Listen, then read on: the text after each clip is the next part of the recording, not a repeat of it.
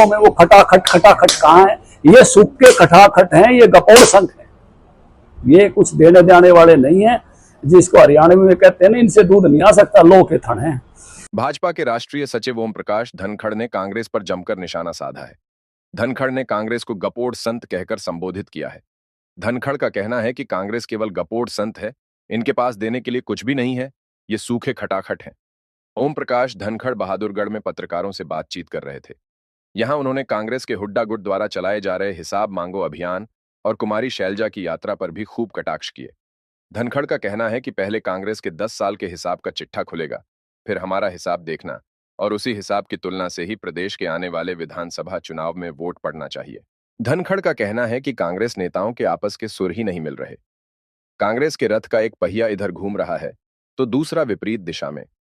आने वाले विधानसभा चुनाव को लेकर धनखड़ का कहना है कि भारतीय जनता पार्टी 2 बार सत्ता में रहने के बाद तीसरी बार चुनावी मैदान में उतरने जा रही है।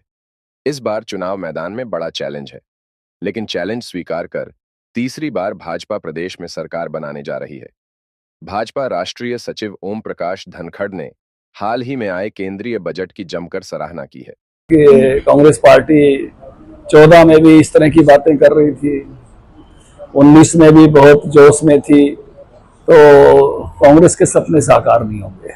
निश्चित रूप से जो वहाँ की दिक्कतें हैं वो भी आपको मालूम है। मैं एक बात कह सकता हूँ धड़ल्ले से कि तीसरी बार में कांग्रेस की कितनी सीटें बची थी, वो विपक्षी दल भी नहीं बन पाई थी। 2 बार के शासन के बाद तीसरी बार में कांग्रेस पार्टी को 1 लोकसभा मिली थी और वो 30 विपक्षी दल भी नहीं बन पाई थी, लोकदल विपक्षी दल बन गया था। अभय सिंह चौटाला नेता प्रतिपक्ष थे, भूपेंद्र सिंह हुड्डा नहीं थे। तीसरी बार में उनके पास 1 सीट थी, आज हमारे पास 5 सीट है। आज 50% सीटों पर हम विधानसभा में भी विजयी होकर आए हैं। चैलेंज है, तीसरी बार में यहाँ खड़े हैं, ऐसी कांग्रेस की स्थिति तीसरी बार में नहीं थी।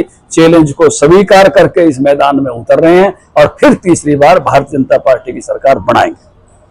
हिसाब दे दो जी, हिसाब बड़ा जरूरी है। पहले अपना हिसाब दो। हिसाब मांगने का हक उसी को होता है जो हिसाब देता है। पहला हिसाब तो ये दो कि कांग्रेस के समय में किसानों को जो मुआवजा मिलता था 1.5 रुपए के चेक आया करते। हमने खूब दिखाए हैं, आपने हमारे दिखाए हुए दिखाए हैं। हमारे जमाने में कोई 1.5 रुपए का चेक आया और राठी साहब प्रणामी जी, हमारे जमाने में आप 12,000 करोड़ रुपए हम किसानों को दे चुके हैं। इनके 10 साल में 1,000 करोड़ रुपया भी नहीं था। किसानों को डायरेक्ट पेमेंट देते हैं, इनके समय में नहीं मिलती थी। 14 फसलों की खरीद करते हैं, ये नहीं करते थे। इनके हिसाब है, इनका पूरा हिसाब का पहला अपना चिट्ठा खुलेगा कि आपका हिसाब ये है और उस हिसाब के बाद फिर हमारा हिसाब देख लो 10 साल का, और हिसाब की तुलना के साथ वोट पड़ने चाहिए। इनका स्वामीनाथन रिपोर्ट, आज ये किसानों के तवे पर रोटी सेकनिए बने थे। आपको पता है भादरगढ़ में इन रोटियां सेकी थी, लेकिन स्वामीनाथन रिपोर्ट को 8 साल तक पैरों नीचे दबा के कौन बैठा था। 6 में रिपोर्ट आ गई थी, 14 तक इनकी सरकार थी। इन्होंने किसानों को कभी प्रॉफिटेबल प्राइस नहीं दिया। ये जो खटाखट अपना, वो कौन सी तारीख थी, क्या तारीख की कह रहे थे, खटाखट 8,000 कितने रुपए वो आपके खाते में है।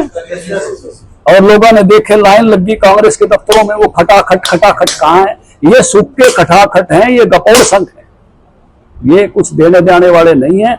जिसको हरियाणवी में कहते हैं ना, इनसे दूध नहीं आ सकता, लो के थन है। ये जो है, इनसे कुछ आ नहीं सकता। हाँ, बातें जरूर एक बार ऐसे बना देंगे कि बस पूछो ना। तो इसलिए ये इनका हिसाब पहले हो, फिर हमारा हिसाब आपके सामने है। 10 साल का जिस कहो उस मंच पर देने तैयार। देखिए, लोकतंत्र में हर नेता को अपनी बात कहने का, रखने का हक है। शैलजा जी भी अपनी बात अर्बन सेक्टर में रख रही हैं, बाकी भी कांग्रेस के लोग अपनी अपनी जगह रख रहे हैं।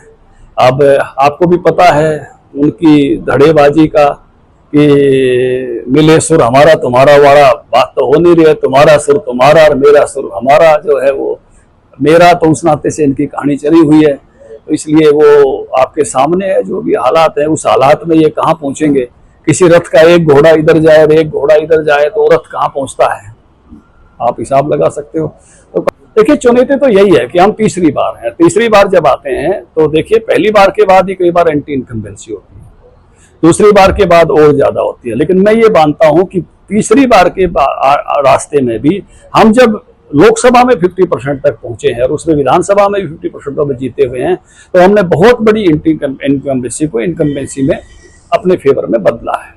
और हम अपने नौजवान लीडरशिप हमारे पास है, नायब की बड़े मुस्कुराते हुए अच्छे चेहरे हैं, नया हमने अध्यक्ष दिया है और एक नई टीम के साथ मैदान जंग में उतर रहे हैं। उस नाते से एक नए जोश खरोश के साथ तो हम तीसरी बार सरकार बनाएंगे। हम ये रियल ग्राउंड पर चल रहे हैं, हम उनकी तरह 80-80 नहीं कर रहे। जो देश का कुल बजट 48 लाख करोड़ रुपए का इस बार है, उसमें से 11 लाख